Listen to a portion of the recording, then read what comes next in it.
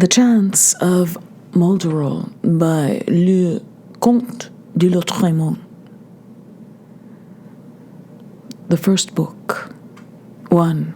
May it please heaven that the reader, emboldened and having for the time being become as fierce as what he is reading, should, without being led astray, find his rugged and treacherous way across the desolate swamps of these somber and poison-filled pages, for, unless he brings to his reading a rigorous logic and a tautness of mind equal, at least, to his wariness, the deadly emanations of this book will dissolve his soul as water does sugar.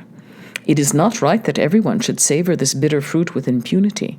Consequently, shrinking soul, turn on your heels and go back before penetrating further into such uncharted, perilous wastelands. Listen well to what I say. Turn on your heels and go back, not forward, like the eyes of a son respectfully averted from the august contemplation of his mother's face. Or rather, like a formation of very meditative cranes stretching out of sight, whose sensitive bodies flee the chill of winter. When their wings fully extended, they fly powerfully through silence to a precise point on the horizon, from which suddenly a strange, strong wind blows, precursor of the storm. The oldest crane, flying on alone ahead of the others, shakes his head like a reasonable person on seeing this, making at the same time a clack with his beak, and he is troubled, as I too would be if I were he. All the time his scrawny and featherless neck, which has seen 3 generations of cranes, is moving in irritated undulations, which foretoken the quickly gathering storm. Having calmly looked in all directions with his experienced eyes, the crane prudently ahead of all the others, for he has the privilege of showing his tail feathers to his less intelligent fellows, gyrates to change the direction of the geometric figure. Perhaps it is a triangle, but one cannot see the third side which these curious birds of passage form in space, either to port or to starboard, like a skilled captain, uttering as he does to his vigilant cry, like that of a melancholy sentry, to repulse the common enemy. Then, maneuvering with wings which seem no bigger than a starling's because he is no fool, he takes another philosophic and surer line of flight. 2. Reader, perhaps it is hatred you wish to invoke at the outset of this work. What makes you think that you will not sniff, drenched in numberless pleasures for as long as you wish, with your proud nostrils wide and thin as you turn over on your belly like a shark in the beautiful black air, as if you understood the importance of this act and the equal importance of your legitimate appetite, slowly and majestically its red emanations. I assure you, they will delight the 2 shapeless holes of your hideous muzzle, if you endeavor before to inhale in 3,000 consecutive breaths the accursed conscience of the Eternal One. Your nostrils, which will dilate immeasurably in unspeakable contentment, in motionless ecstasy, will ask nothing better of space, for they will be full of fragrance, as if of perfumes and incense, for they will be glutted with complete happiness, like angels who dwell in the peace and magnificence of pleasant heaven. 3. I will state in a few lines that Maldoror was good during the first years of his life, when he lived happily. That is that. Then he noticed that he had been born evil. An extraordinary fatality. As far as he could, he hid his real character for a large number of years, but, in the end, because of the concentration this required, which did not come naturally to him, the blood used to rush to his head every day, until no longer able to bear such a life, he flung himself resolutely into a career of evil-doing. A sweet atmosphere. Who would have thought so? Whenever he kissed a little pink-faced child, he felt like tearing open its cheeks with a razor. And he would have done so very often, had not justice with its long train of punishments prevented him. He was no liar, admitted the truth, and said that he was cruel. Human beings, Did you hear that? He dares to say it again with his trembling pen. So, it is a power stronger than will. Curse! Could a stone escape from the laws of gravity? Impossible, impossible. For evil to form an alliance with good, that is what I was saying in the above lines. For there are those whose purpose in writing is, by means of the noble qualities of heart which their imagination invents, or which they themselves may have, to seek the plaudits of other human beings. For my part, I use my genius to depict the delights of cruelty, delights which are not transitory or artificial, but which began with man and will end with him. Cannot genius be allied with cruelty in the secret resolutions of Providence? Or can one, being cruel, not have genius? The proof will be in my words. You have only to listen to me if you wish. Excuse me for a moment. It seems as if my hair was standing on end, but it is nothing, for I had no trouble in putting them back in place again with my hand. He who sings does not claim that his cavatinas are utterly unknown. On the contrary, he commends himself, because his hero's haughty and wicked thoughts are in all men. 5. Throughout my life, I have seen narrow-shouldered men, without a single exception, committing innumerable stupid acts, brutalizing their fellows, and perverting souls by all means. They call the motive for their actions fame. Seeing these spectacles, I wanted to laugh like the others, but I found that strange imitation impossible. I took a knife with a sharp steel cutting edge on its blade and slit my flesh where the lips join. For a moment, I believed I had achieved my object. I looked in a mirror at this mouth, disfigured by an act of his own will. It was a mistake. The blood flowing from the 2 wounds prevented me from discerning whether the laugh itself was really the same as the others, but after comparing them for a few moments, I saw clearly that my laugh did not resemble that of human beings, i.e., I was not laughing at all. I have seen men, ugly men, with their eyes sunk in dark sockets surpassing the hardness of rock, the rigidity of cast steel, the insolence of youth, the senseless rage of criminals, the falseness of the hypocrite, the most extraordinary actors, the strength of character of priests. Beings whose real character is the most impenetrable, colder than anything else in heaven or on earth. I have seen them wearing out moralists who have attempted to discover their heart, and seen them bring upon themselves implacable anger from on high. I have seen them all now, the strongest fist raised towards heaven, like a child already disobedient towards its mother, probably incited by some spirit from hell, eyes full of the bitterest remorse, but at the same time of hatred, glacially silent, not daring to utter the vast, ungrateful meditations hidden in their breasts, because those meditations were so full of injustice and horror. I have seen them grieve the God of mercy and his compassion, and again, at the moment of the day, from their earliest childhood right up to the end of their old age, I have seen them uttering unbelievable anathema, void of all common sense, against everything which breathes, against themselves, and against Providence, prostituting women and children, thus dishonoring the parts of the body consecrated to modesty. Then the waters of the seas rise up, engulfing ships in their bottomless depths. Hurricanes and earthquakes level houses. Plague and all kinds of diseases decimate families, but men do not realize this. I have seen them blushing or turning pale for shame at their conduct on this earth. Rarely. Tempests, sisters of the hurricanes, bluish firmament, whose beauty I refuse to acknowledge. Hypocritical sea, image of my own heart, earth, who holds mysteries hidden in your breast, the whole universe, God who created it with such magnificence. It is thee I invoke. Show me a man who is good, but at the same time, increase my strength tenfold, for at the sight of such a monster, I may die of astonishment. Men have died of less.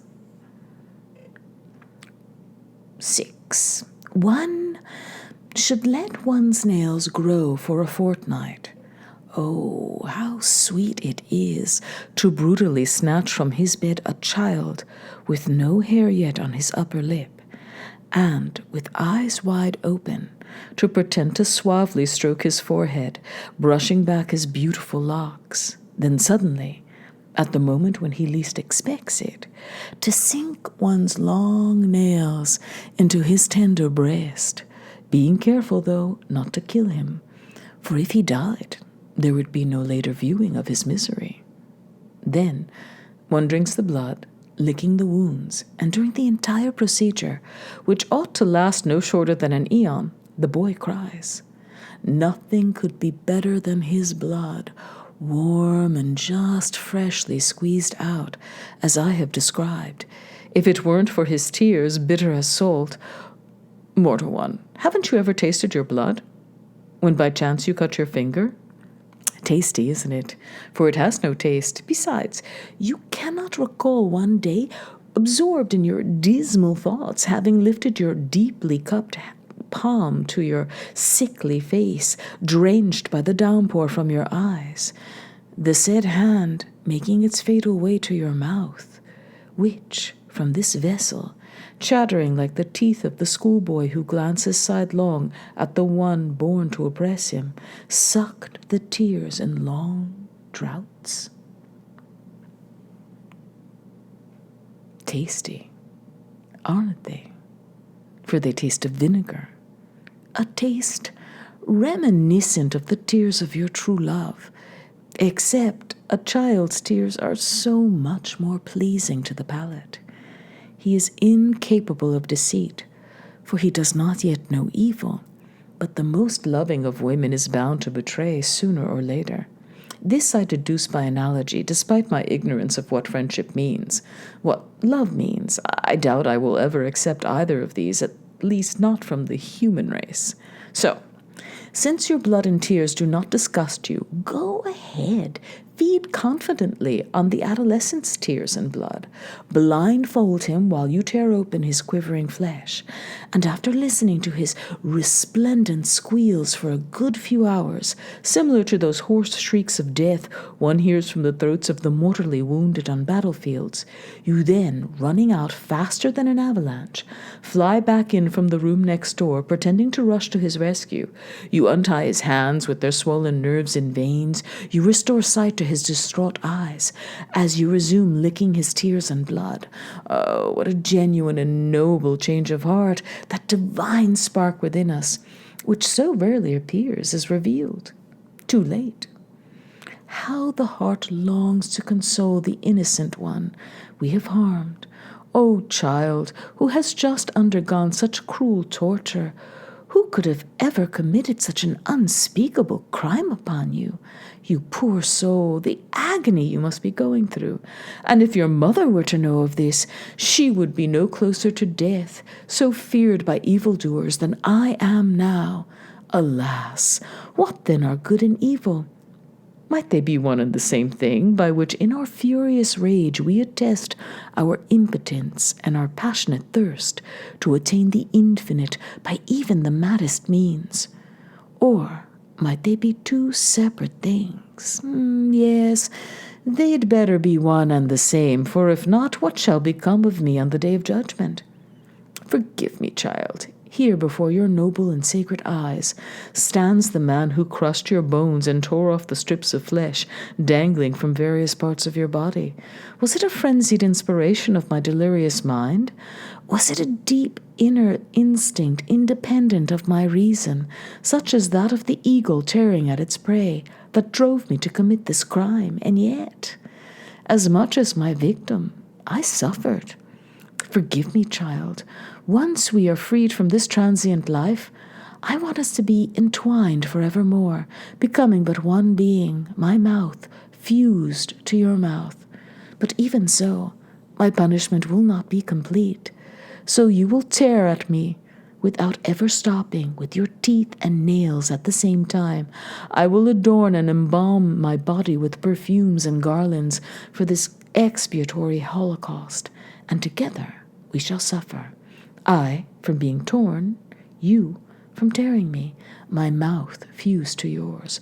O blonde-haired child, with your eyes so gentle, will you now do what I advise you? Despite yourself, I wish you would do it, and you will set my conscience at rest. And in saying this, you will have wronged a human being and be loved by that same being. Therein lies the greatest conceivable happiness. Later, you could take him to the hospital, for the crippled boy will be in no condition to earn a living. They will proclaim you a hero, and centuries from now, laurel crowns and gold medals will cover your bare feet on your ancient, iconic tomb. O you, whose name I will not inscribe upon this page, consecrated to the sanctity of crime, I know your forgiveness was as boundless as the universe. But look, I'm still here. 7. I have made a pact with prostitution to sow disorder in families. I remember the night which preceded this dangerous liaison. Before me, I saw a tombstone. I heard a glowworm, big as a house, say to me, I will give you the light you need. Read the inscription. It is not from me that this supreme order comes. A vast blood-colored light, at the sight of which my jaws clacked, and my hands fell inert, suffused the air as far as the horizon. I leaned against a ruined wall, for I was about to fall, and read, Here lies a youth who died of consumption. You know why. Do not pray for him. Not many men, perhaps, would have shown such courage as I did. Meanwhile, a beautiful naked woman came and lay down at my feet. Sadly, I said to her, You can get up. And I held out to her the hand with which the fratricide slits his sister's throat. The shining worm to me, Beware, look to your safety, for you are the weaker and I the stronger. Her name is prostitution. With tears in my eyes and my heart full of rage, I felt an unknown strength rising within me. I took hold of a huge stone, and after many attempts, I managed to lift it as far as my chest. Then, with my arms, I put it on my shoulders. I climbed the mountain until I reached the top. From there, I hurled the stone onto the shining worm, crushing it. Its head was thrust 6 feet into the ground, a man's height. The stone rebounded as high as 6 churches. Then it fell down again into a lake. And for a moment, the water level, eddying, dropped as the sinking stone created an immense inverted cone. The surface became calm again. The blood-red light ceased to shine. Alas, alas, the naked woman exclaimed. What have you done? I said to her, I prefer you to him, because I pity the unhappy. It is not your fault that eternal justice has created you. And she said, One day men will do me justice. I will say no more to you. Let me go and hide my infinite sadness at the bottom of the sea. Only you and the hideous monsters who swarm in those black depths do not despise me. You are good. Adieu. You have loved me. I to her, Adieu, once more adieu. I will always love you. From today I abandon virtue. And that is why, O you peoples of the earth, when you hear the winter wind moaning on the sea and by its shores, or above the large towns which have long been in mourning for me, or across the cold polar regions, say, it is not God's spirit passing over us. It is only the shrill sigh of prostitution in unison with the deep groans of the Montevidean. Children, it is I who say this to you. Then, full of mercy, kneel down, and let men, more numerous than lice, say long prayers. 8. In the moonlight, by the sea, or in isolated parts of the country, when plunged in bitter reflections, one can see everything take on yellow, vague, fantastic shapes.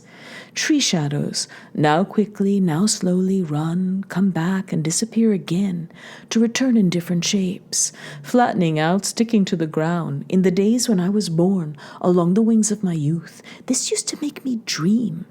This appeared strange to me. Through the leaves, the wind moans its languorous notes, and the owl sings its solemn complaint, which makes the hair of those who hear it stand on end. Then dogs, driven wild, break their chains and escape from distant farms. They run all over the countryside, a prey to madness. Suddenly they stop, and wildly anxious, their eyes burning, they look around them on all sides.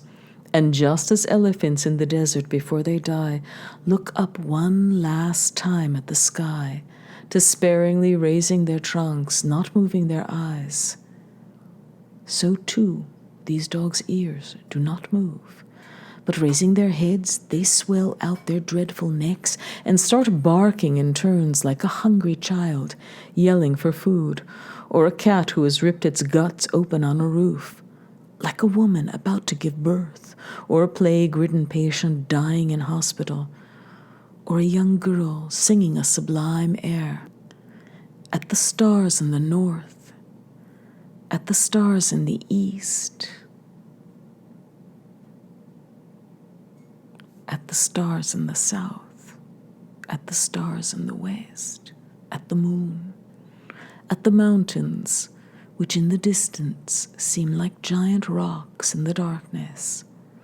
At the tops of their voices they bark at the cold air they are breathing, the cold air which makes the insides of their nostrils red and burning.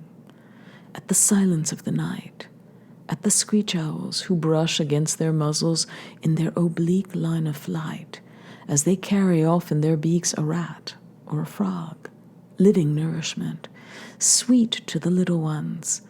At the rabbits who scurry out of sight in the winking of an eye, at the thief, fleeing on his galloping horse after committing a crime, at the snakes stirring in the heath, who make their flesh creep, their teeth chatter, at their own barks, which frighten them, at the toads whom they crush with a quick, sharp movement of their jaws. Why have they strayed so far from the swamps? At the trees, whose gently rustling leaves are as many mysteries that they cannot understand, which they want to fathom with their attentive, intelligent eyes. At the spiders, hanging beneath their long legs, who climb up trees to escape. At the raves, who, during day, have found nothing to eat and are returning with tired wings to their nests.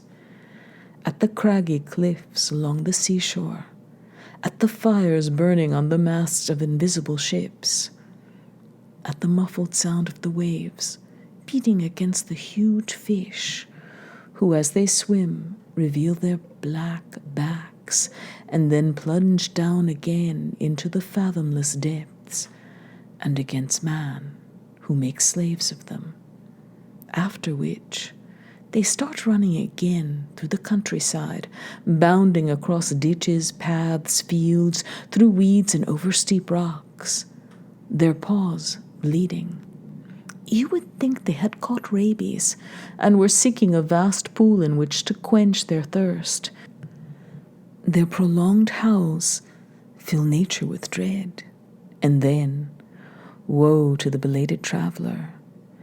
These graveyard fiends will set upon him, will tear him to pieces and eat him, their mouths dripping blood, for they have sound teeth. The wild animals, not daring to approach and partake of the meal of the flesh, fled out of sight, trembling. After some hours, the dogs, exhausted by running around, almost dead, their tongues hanging out, set upon one another, and not knowing what they are doing, tear one another into thousands of pieces with incredible rapidity. Yet, they do not do this out of cruelty. One day, a glazed look in her eyes, my mother said to me, "When you are in bed, and you hear the barking of the dogs in the countryside, hide beneath your blanket, but do not deride what they do. They have an insatiable thirst for the infinite, as you and I, and all other pale, long-faced human beings do. I will even allow you to stand in front of your window to contemplate this spectacle, which is quite edifying." Since that time, I have respected the dead woman's wish. Like those dogs, I feel the need for the infinite. I cannot satisfy this need. I am the son of a man and a woman, from what I've been told. This astonishes me. I believed I was something more. Besides, what does it matter to me where I come from? If I had any choice, I would rather have been born the male of a female shark, whose hunger welcomes tempests, and of the tiger, whose cruelty is well known. You, who are looking at me, go away, for the breath I exhale is poisonous. No one has yet seen the green wrinkles on my brow, nor the protruding bones of my face, which are like the bones of some huge fish, or the cliffs along the seahorse, or the steep alpine mountains which I often crossed when the hair on my head was of a different color, and when on stormy nights I prowl around the habitations of men, my hair lashed by the winds of the tempests, my eyes aflame, isolated like a huge boulder in the middle of a path. I cover my face with a piece of velvet, black as the soot which gathers inside chimneys. No eyes may behold the ugliness which the Supreme Being, with a smile of omnipotent hatred, has set upon my face. Each morning, when for others the sun rises, spreading joy and health, bringing warmth through nature, no line of my face moves, as staring into the space which is full of darkness, crouching in the depths of my beloved cave, in a mood of despair which intoxicates me like wine, I tear my breast to shreds with my powerful hands. Yet I do not feel that I am a victim of some rabid fit. Yet I do not feel that I am the only one who suffers. Yet I feel that I am still breathing, like a condemned man flexing his muscles and reflecting on their fate as he is about to mount the scaffold, sitting up on my bed of straw with my eyes closed. I slowly move my neck from right to left, from left to right, for hours on end. I do not fall down stone dead. From time to time, whenever my neck cannot continue moving in any direction, whenever it stops before starting to turn the opposite way again, all of a sudden, I look up at the horizon, through the rare gaps in the brushwood which covers the cave's entrance, and I see nothing, nothing, unless it be the countryside dancing and whirling with the trees, and the birds crisscrossing the air. This perplexes my blood and my brain. Who is beating me on the head with an iron rod, like a hammer striking the anvil?